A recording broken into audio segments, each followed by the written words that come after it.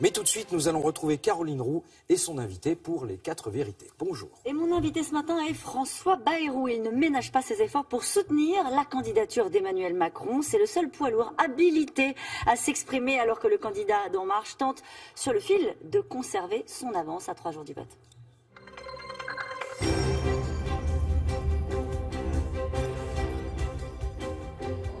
Bonjour François Bayrou. Bonjour. Est-ce qu'il n'y aurait pas une semaine de trop dans cette campagne ? Non, c'est toujours comme ça, les campagnes électorales, les dernières lignes droites, les mobilisations de dernière minute et les écarts qui se creusent. Qui se resserrent. Qui se creusent. Vous, France 2, publiez ce matin un sondage dans lequel les écarts se creusent, dans lequel Emmanuel Macron rassemble des votes de plus en plus nombreux, puisqu'il atteint 25%, ce qui est un score très considérable. Donc ça veut dire que c'est plié. Pas du tout, pas du tout. Celui qui croit qu'une élection présidentielle est jouée à l'avance ne connaît pas l'élection présidentielle. Vous nous dites que les écarts se creusent, ça veut dire que vous êtes très confiant ce matin. Les écarts se creusent et je trouve que c'est une très bonne chose parce que ça veut dire qu'un espoir se lève. Un espoir est en train de se lever.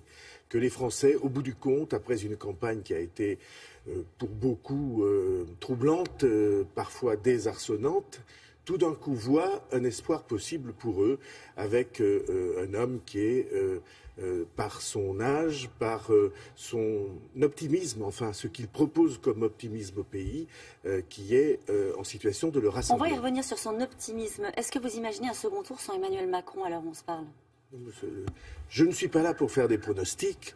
Ça, c'est votre métier et celui des instituts d'études d'opinion. Je ne sais pas. Ce matin, j'ouvre le journal, je vois François Fillon qui dit « Je serai au second tour ». Vous pourriez me dire « Nous serons au second tour ». Je ne connais pas un seul des 11 candidats, même loin de toute crédibilité, qui n'affirme pas qu'il va être au second tour. Donc vous pourriez nous le dire ce matin, nous serons au second tour, ce ne serait pas si grave? Non, je pense qu'il est très important d'être dans le respect du vote des Français et de ne pas présenter comme acquis un succès qui reste à construire. C'est le piège, ça? Oui, c'est un piège, bien sûr, c'est un piège. Trop de confiance? En tout cas, pour moi, c'est un risque que je ne prendrai pas. Et que ne prend pas Emmanuel Macron. Que ne prend pas Emmanuel Macron. Ce qui est très important, c'est qu'on sent qu'une page se tourne. Après des mois, des années et même des décennies de cette espèce d'échec dans lequel la France était enlisée, de cette espèce d'incapacité à tracer une ligne et à trouver un cap qui soit rassembleur pour les Français, alors quelque chose est en train de se passer. J'imagine que vous avez lu le Figaro ce matin et que vous avez lu l'interview c'est vous qui me l'avez fait lire. de François Fillon. Vous ne l'aviez pas lu, je vous l'ai fait lire parce que franchement il fallait la lire, tout simplement parce que François Fillon lâche ses coups contre Emmanuel Macron. Alors il dit sur la lutte contre le terrorisme, comme sur tous les sujets, il reste flou. Il accuse Emmanuel Macron de ne pas défendre, c'est important, le récit national, le récit historique, l'enracinement culturel. J'imagine que ce sont des critiques pour un homme qui aime l'histoire comme vous, qui porte, qui pèse. Je ne sais pas ce que ces phrases veulent dire. Alors, prenons les deux affirmations. La première que vous avez faite, Emmanuel Macron a reçu hier soir à Nantes le soutien de celui qui est chargé de la lutte contre le terrorisme en France, Jean-Yves Le Drian, dans sa responsabilité de ministre de la Défense, c'est Jean-Yves Le Drian. Et depuis des semaines, on sait qu'ils ont eu sur ce point des échanges très importants. Deuxièmement, il a reçu le soutien du patron du RAID, qui a même quitté ses fonctions pour venir l'aider et se présenter auprès de lui. Qui peut soutenir qu'il n'y ait pas là des expériences précieuses tout à fait centrale pour ce très grand sujet de la lutte contre le terrorisme en France. Donc ça sous-entend que Emmanuel Macron n'a pas l'expérience, mais qu'il est bien entouré. Pas du tout. Il a l'expérience, il a occupé des responsabilités importantes.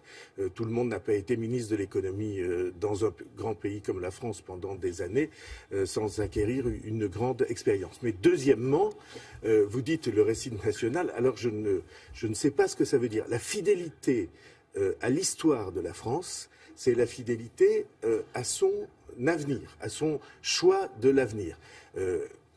c'est pas moi qui vais vous dire le contraire. J'ai passé beaucoup d'années à réfléchir à l'histoire de la France et à l'histoire des grandes figures qui ont fait la France. Et le sillon dans lequel Emmanuel Macron a choisi de s'installer, ce sillon-là, c'est le sillon de ce qu'il y a de plus généreux, de plus grand dans l'histoire de la France. Je ne citerai, vous comprendrez pourquoi, que Henri IV, parce que le roi de la réconciliation a aussi permis au pays de se reconstruire. Donc ces critiques de François Fillon ce matin ne pèsent pas, c'est de la fébrilité de fin de campagne? Ça s'appelle énergie du désespoir. Bon. Après Jean-Marie Le Guen, Jean-Michel Bailey a fait donc part de son soutien à Emmanuel Macron, de son vote pour Emmanuel Macron. 2 ministres de plus après la lettre de Manuel Valls qui appelle à voter Emmanuel Macron à quelques jours du scrutin. Ça devient compliqué d'expliquer que vous incarnez l'alternance. Eh bien, vous vous trompez complètement.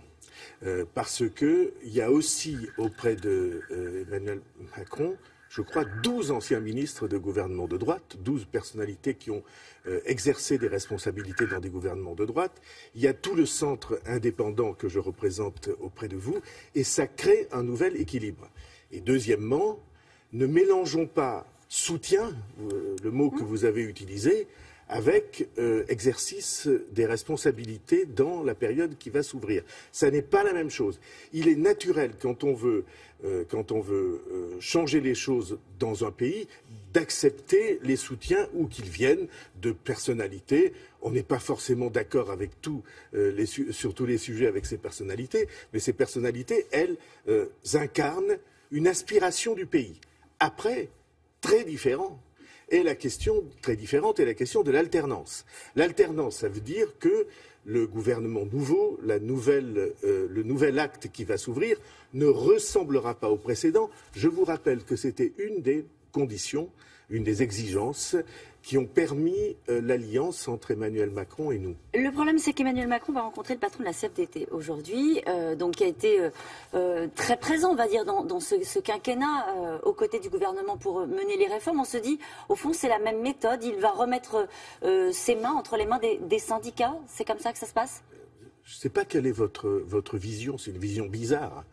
Surtout dans le service public. On nous a expliqué pendant quelques temps que c'était compliqué de réformer dans ce pays, parfois. Au contraire, on ne peut pas réformer un pays si on n'a pas des contacts avec ceux qui sont les représentants légitimes des salariés. Je vous rappelle que la CFDT vient de gagner les élections professionnelles.